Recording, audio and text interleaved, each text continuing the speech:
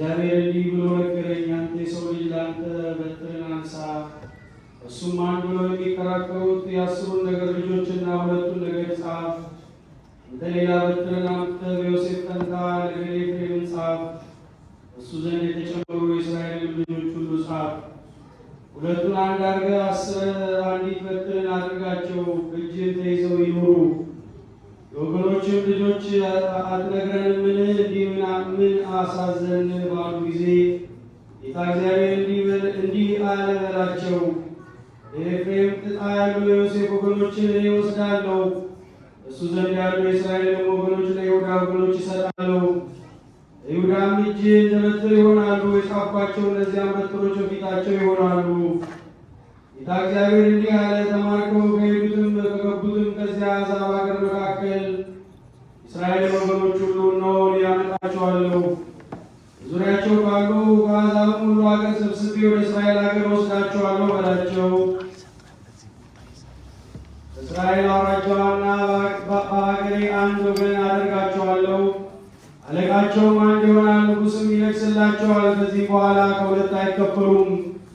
በጉስቁልናቸውና በጣዖቶቻቸው በኃጢአታቸው ሁሉ እንዳይረክሱ ሁለት ነገሥታት አይነግሡላቸውም። የስምዖን አምዳይ ጸሎት። ጌታ ኢየሱስ ክርስቶስ ሆይ በእንጨት መስቀል ላይ ራቁትን የሆንክ ጨለማን ከለበሰና ስህተትን ከሚያመጣ ሰይጣን መንፈስ ለየኝ። ኃይልን ታደስ ዘንድ በጥበብም መገብ ዘንድ የሕይወት ሐር ልብስን አልብሰኝ።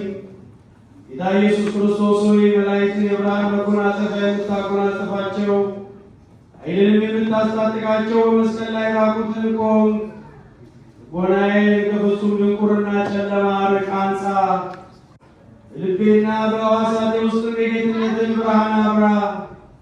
ምድራዊ ሐሳብና ጠባይ ተለውጠው ከሰማያውያን መላእክት ጋር ያመሰግኑ ዘንድ ጌታዬ ኢየሱስ ክርስቶስ ሆይ የከበሩ እጆችን በእንጨት መስቀል ላይ የዘረጋ ፍቅር በውስጡ ያድርበት ዘንድ ልቦናዬን እንዲከፍት አድርገው።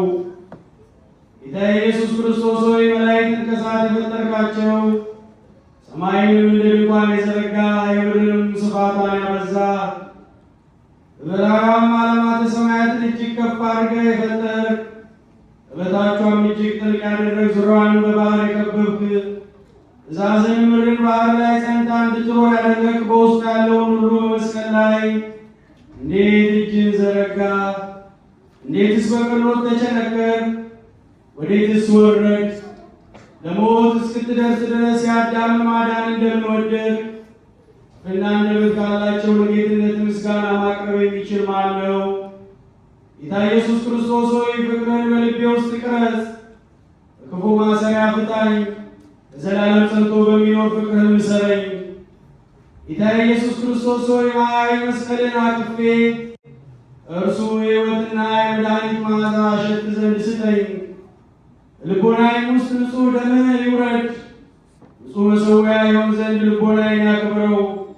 በውስጡም የሕይወት መንፈስ ያንቀሳቅስ፣ የሕይወት መንፈስ አንተን ይቀበል። ጌታ ኢየሱስ ክርስቶስ ሆይ በመስቀል ላይ መጻጻና ሞትን የጠጣ ለታላቁ ንጹሕ ፍቅርህ ታጠቃኝ፣ ከመራራው ሞት ነፍስም አድነኝ። እንደ አምላክ በሆነ በአብ በወልድ በመንፈስ ቅዱስ ስም አምነን በረከቱ ከእኛ ጋር ለዘላለሙ ይኖርና ንጹሕ ቅዱስ የሆነ ዲዮናስዮስ የደረሰው ይህ ነው። አሜን። በአቴና ከተማ በሰማዕትነት የሞተ ስሙ ዲዮናስዮስ የሚባል አንድ ኤጲስቆጶስ ነበር። ይህ ቅዱስ በምክሩ በጥበቡ በፍልስፍናው በእውቀቱ በብዙዎች አዋቂዎች ዘንድ ከፍ ከፍ አለ።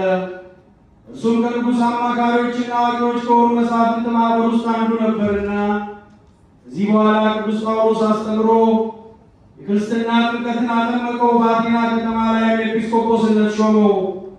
ብዙ ድርሳናትንም ደርሷል። ከድርሳናቱም አንዱ ክብር ምስጋና ይግባውና የዓለም መድኃኒት ጌታችን ኢየሱስ ክርስቶስ የተሰቀለባት የዕለተ ዓርብ ድርሳን ነው።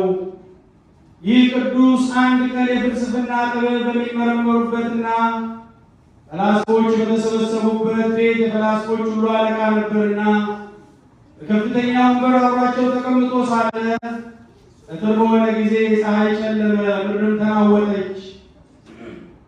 አሕዛብ ሁሉ ደነገጡ፣ ፈሩም። ዲዮናስዮስም በዓለም ውስጥ የሆነውን አስረዳን ብለው ለመኑት።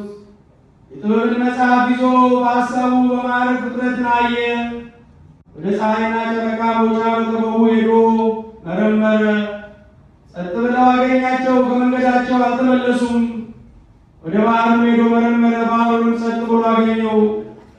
እዚህ በኋላ የራቀውን አቅርቦ የረቀቀውን አጉልቶ የሚያሳየውን የፍልስፍና መሳሪያ ይዞ አንስቶ መረመረው። በውስጡም እነሆ ስውር አምላክ የሚሆን የሚል አገኘ። ይህን ሰማይና ምድርን የፈጠረ የማይመረመር አምላክ ወገኖቹ በእርሱ ላይ ተነስተው እንደሰቀሉት አይቶ ልብሱን ቀደደ፣ ታላቅ ሐዘንም አዘነ።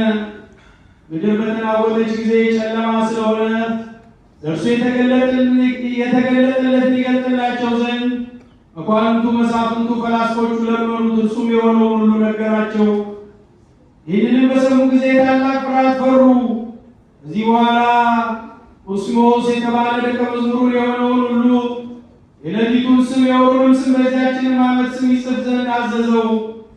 ዘመኑም ከዓመት ዓለም መነሻ 5534 ዓመት ነበር። ዘመኑም ዘመነ ማርቆስ፣ ወሩም አዳር፣ የወሩ መጋቢት ነው። ዕለቱ ዓርብ፣ የወሩም 27 ቀን፣ ሰዓቱም 6 ሰዓት ነው። መምህሩ ዲዮናስዮስ ያዘዘውን ሁሉ ጻፈ። ዳግመኛ በጣዖታቸው በር ላይ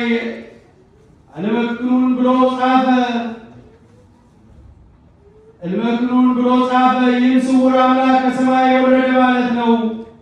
እንግዲህ ከ14 ዓመት በኋላ ሐዋርያው ጳውሎስ ወደ አቴና ከተማ መጥቶ በጌታችን ባለ መድኃኒት በኢየሱስ ክርስቶስ ስም ሰበከ።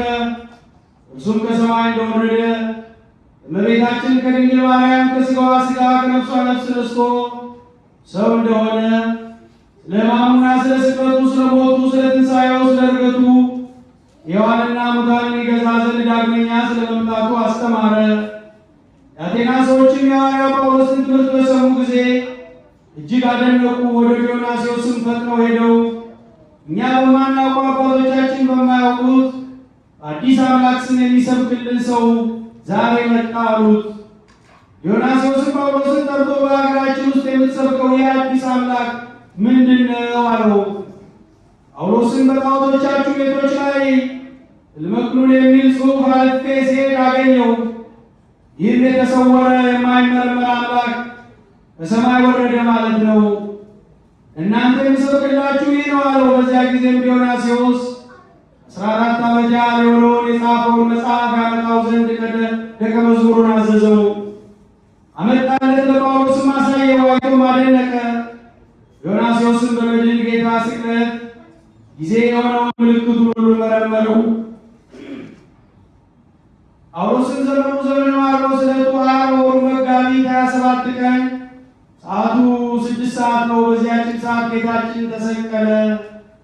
ያን ጊዜም ፀሐይ ጨለመ፣ ጨረቃም ሁሉ ልተውም ደም ሆነ።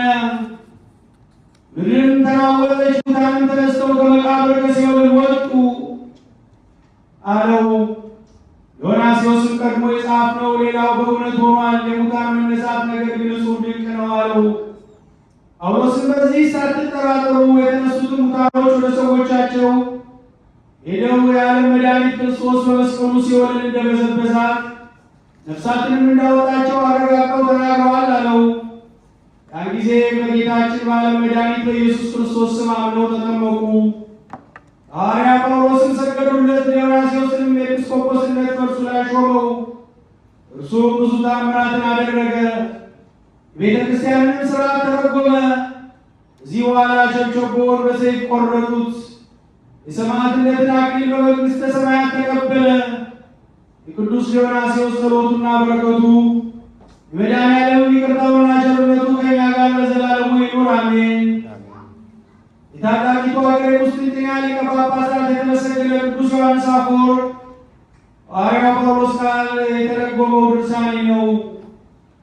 መከራ መስቀልን ታግሶ የተቀበለ ተጠብቆለት ስላለ ድነተ ምዕመናን መከራውን ንቆ ኀፍረተ መስቀልን አቃለለ፣ ናቀ ያለውን ነው።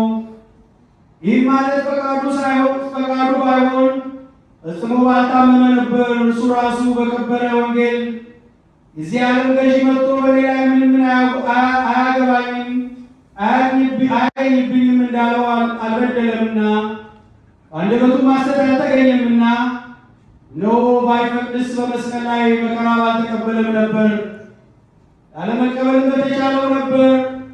እርሱ እኔ በፈቃዴ ነፍሴን ከሥጋዬ ልለያት ስልጣን አለኝ፣ ደግሞም አዋጄ ላነሳት ስልጣን አለኝ ብሏልና እንግዲህ ግዴታ ሳይኖርበት ስለኛ በፈቃዱ ከተሰቀለ በመከራው ሁሉ ላይ በፍጹም ብርታት ምን ያህል መታገስ ለእኛ ይገባ ይሆን? ይገባናል። ጠብቆለት ስላለ ድኅነት ምዕመናን መከራውን ንቆ አቃሎ ኀፍረተ መስቀልና አቃለላት። ይህ ማለት በእርሱ ላይ ምክንያት ሳይኖር ሞትን፣ መስደድን፣ መዋረድን መረጠ።